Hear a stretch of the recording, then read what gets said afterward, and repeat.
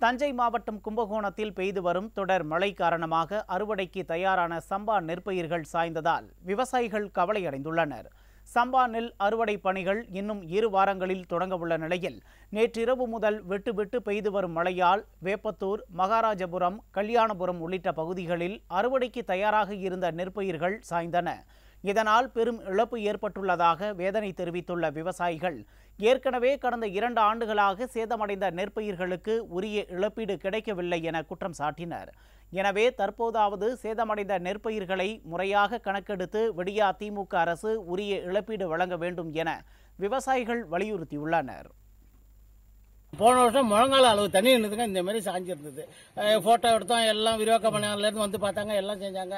Photo எடுத்து எல்லாம் முழங்கால அளவு தண்ணி இருந்ததுக்கு ஒன்றுமே கிடைக்கவில்லைங்க. எல்லாம் எழுதிட்டு போனாங்க, எழுதி கொடுத்தோம். அதுக்கு ஆகிற செலவே அதிகமாக ஆகுது. அதேமாரி கொண்டு கொடுத்தோம், ஒன்றுமே கிடைக்கவே இல்லை. அதேமாரி இந்த வருஷமும் இதேமாரியே போகுது. இன்னும் கடுமையாக மழை பெய்ஞ்சாலும் சுத்தமாக ஒன்றுமே தராதுங்க. நாங்கள் வருஷம் இதேமாரியே போயிட்டு தான் நாங்கள் எங்கே போகிறது. திருவாரூரில் இரவு முழுவதும் பெய்த கனமழையால் அரசு தாய்சேய் நல மருத்துவமனையில் தண்ணீர் புகுந்தது. விஜயபுரம் பகுதியில் உள்ள மருத்துவமனையில் 1 அடி உயரத்திற்கு தண்ணீர் தேங்கியுள்ளதால் சிகிச்சை பெற்று வந்த 50க்கும் மேற்பட்ட கர்ப்பிணி தாய்மார்கள் அரசு மருத்துவமனைக்கு மாற்றப்பட்டனர். அரசு மருத்துவமனையில் தண்ணீர் புகும் அளவிற்கு விடிய அரசின் சுகாதாரத்துறை நடவடிக்கை எடுக்காமல் செயலிழந்துள்ளதாக பொதுமக்கள் குற்றம் சாட்டியுள்ளனர்.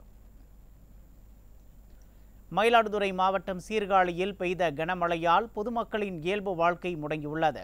தென்பாதி திருவள்ளுவர் நகர் முதல் மற்றும் 2வது தெருவில் முழங்கால் அளவுக்கு குளம் போல் தண்ணீர் தேங்கியுள்ளது. இந்த நிலையில் 10க்கும் மேற்பட்ட கடைகள், 4 வீடுகளிலும் மழைநீருடன் கழிவுநீர் புகுந்ததால் பொதுமக்கள் அவதியடைந்து வருகின்றனர். மழைநீரை அகற்ற நகராட்சி நிர்வாகம் நடவடிக்கை எடுக்கவில்லை எனவும் பொதுமக்கள் குற்றம் சாட்டியுள்ளனர். திருவாரூர் மாவட்டம் நன்னிலம் அருகே கனமழையால் குடிசை வீட்டின் சுற்றுச்சுவர் இடிந்து விழுந்த விபத்தில் 9 வயது சிறுமி பரிதாபமாக உயிரிழந்தார். அதம்பார் கிராமத்தில் பெய்த மழையால் இரவு வீட்டில் தூங்கிக் கொண்டிருந்த ராஜசேகர் என்பவரின் 11 வயது மகன், 9 வயது மகள் ஆகியோர் மீது வீட்டின் சுவர் இடிந்து விழுந்தது. இந்த விபத்தில் தலையில் பலத்த காயமடைந்த சிறுமி திருவாரூர் அரசு மருத்துவமனையில் சிகிச்சை பலனின்றி உயிரிழந்தார். சிறுவன் மருத்துவமனையில் சிகிச்சை பெற்று வருகிறார். கடலூர் மாவட்டத்தில் பல்வேறு பகுதிகளிலும் பெய்த தொடர் கனமழையால் பள்ளி, கல்லூரிகளுக்கு விடுமுறை அளிக்கப்பட்டுள்ளது. இரவு 9 மணிக்கு மேல் பெய்து வரும் கனமழையால் பொதுமக்களின் இயல்பு வாழ்க்கை கடுமையாக பாதிக்கப்பட்டுள்ளது. மேலும் சிதம்பரம் மற்றும் பன்ருட்டி சாலைகளில் தேங்கியுள்ள மழைநீரால் வாகன ஓட்டிகள் கடும் சிரமத்திற்குள்ளாகியுள்ளனர்.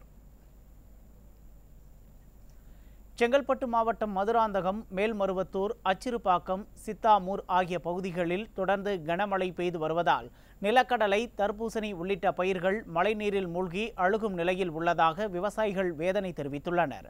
கனமழை காரணமாக இருள் சூழ்ந்ததால் முகப்பு விளக்குகளை எரியவிட்டபடியே வாகன ஓட்டிகள் செல்கின்றனர்.